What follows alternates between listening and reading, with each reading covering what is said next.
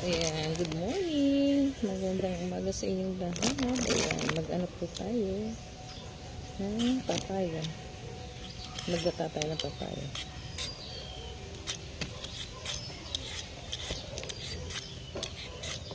Sahugan natin ng sahugan pork chop. Ayan din. Sarap sana dito ang daing kaya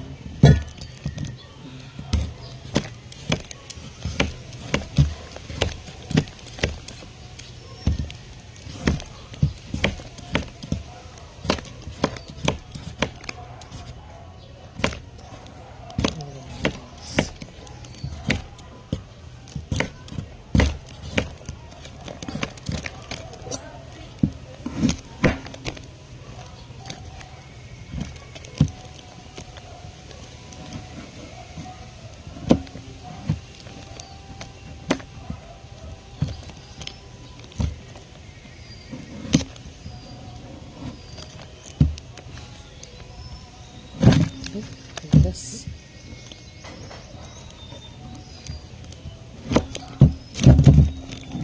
Maganda po itong papaya ko dito kasi makapal. Sa ano siyang pahinog yun. Kaya lang pinipili ko lang yung pinipitas ko po na ginugulay ko or sinasama ko sa tinola guys ay yung mga maliliit guys. Yung mga malalaki papahinugin ko. Yan. Tapos ang kagandahan pa is hindi siya mabuto.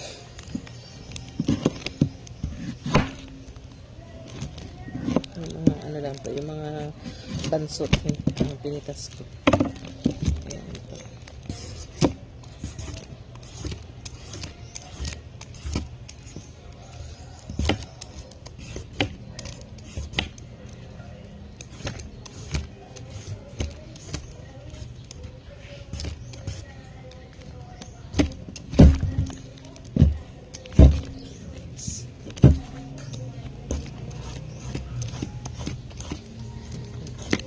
Sarap to gata. Tapos may tinapa or dilis or daing ang isa hindi ang sarap. Magpapabili na lang ng tinapa. Mug. Kasi pag puro kami tayo guys, panghina. Ilang ano na kami, ilang kagabi ang palaya na may karne. Kasi samahan ng gulay kayo sa palengke, grabe.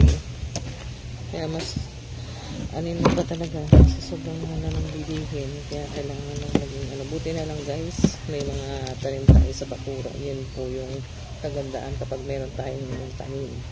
Kasi meron tayong pang alternative na pwedeng ayan, katulad nito.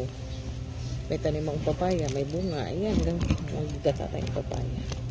Diba? Yan ang kaganda.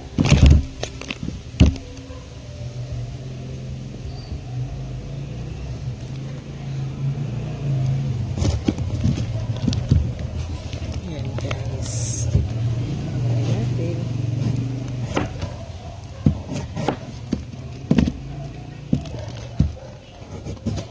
Ito may mga buto siya. Pero hindi siya talaga madaming buto.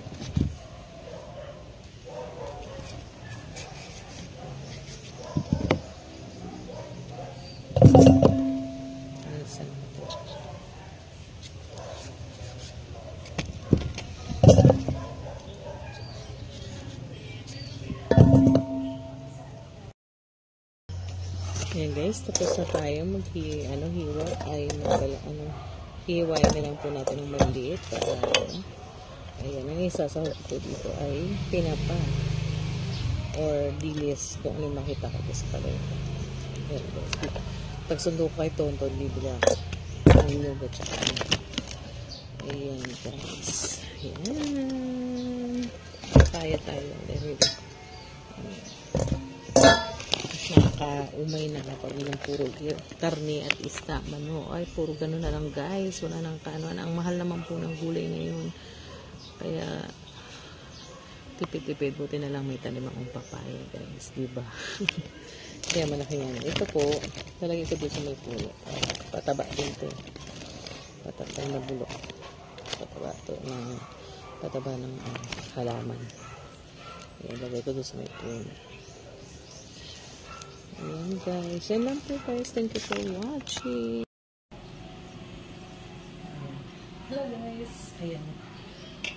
Magluto po tayo. Lutuin na po natin yung dinataang papaya. Una-una, gigisay na po muna natin. Pinili yung maamoy tanggol.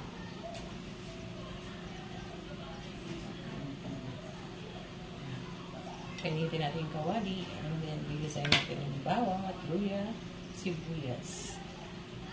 Pag-init na po. Saka natin ilagay yung bawang. Sabay-sabay na po yun, guys.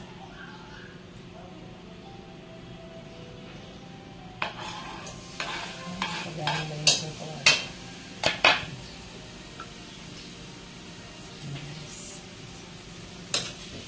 Ito natin ang sibuyas.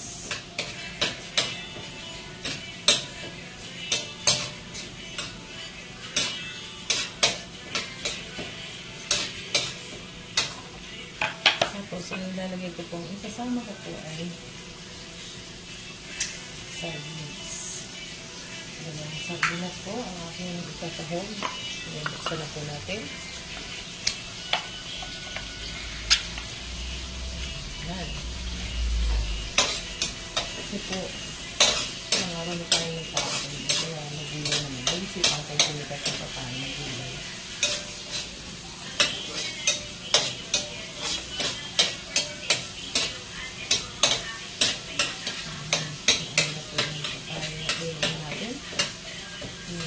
Hintay lang po natin lumabas yung aroma ng ating luya, sibuyas at bawang. Ayan, sinabasama ko na po ito. Sinabay ko na pong sirapay. Ayan, kasi na natin itong sardinas. Ayan natin sardinas.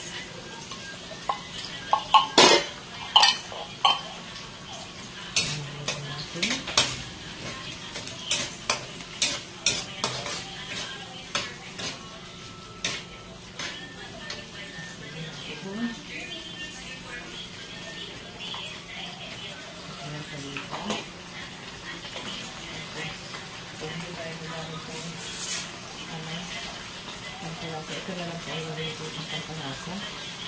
Yan.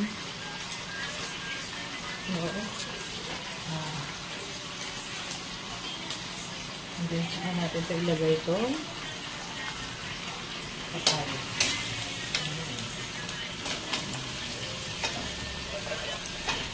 Natako ito guys. Binata ko lang muna guys yung yan. Saka lang ito na.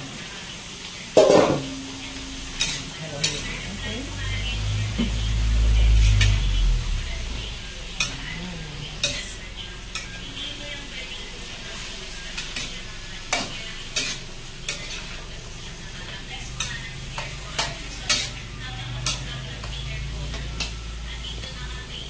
Sige natin ng konti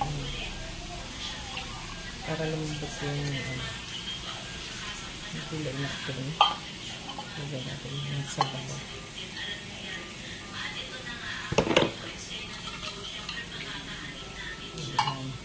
Tapos takpan natin. Mamaya natin, pag malambot na po, natin ilalagay yung yung batak na ready to na po. Hindi na po siya pumunta ng pagano ko sa tindahan na lang ako na pumili ako ng kokomilk. Ay, kokomilk. Yan na lang ang bumili ko guys.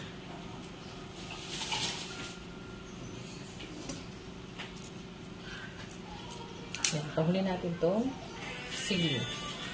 Alam mo guys, kung gano'ng mahal ang sili ngayon. Mahal. Kaya tipid-tipid, dalawa lang. Dalawa lang ilalagay natin. Sobrang mahal ng sili ngayon. Ang mahal po ngayon is kamatis, siling haba, at saka yung siling labuyo. Yun ang mahal po ngayon sa palengke. At yung mga gulay po. Grabe. Pumili po ako nung nakaraan. Isang ampalaya lang po. Ang magkano na po is nasa kulang-kulang 50 na po yun. Mag-ikit lang mo pa ang tayo. Kaya man, Hintayin lang natin itong lumambot yung papaya. Saka natin ilalagay ang gata. Ayan guys. Diba? Hintayin natin muna. Guys, hintayin na lang natin guys na maluto yung papaya. Saka po natin itubuhos ang ating gata. Ayan. Diba? Masarap po yan. Ilagyan na po natin yung gata. Ayan. Masarap na po siya. Ayan. Paigain natin yan. Okay na po siya. Pwede na po yan. Luto na po yan. Pwede na po ang ating tanghalian na gulay. Tinatawang papaya guys. Na may sardinas. Ayan.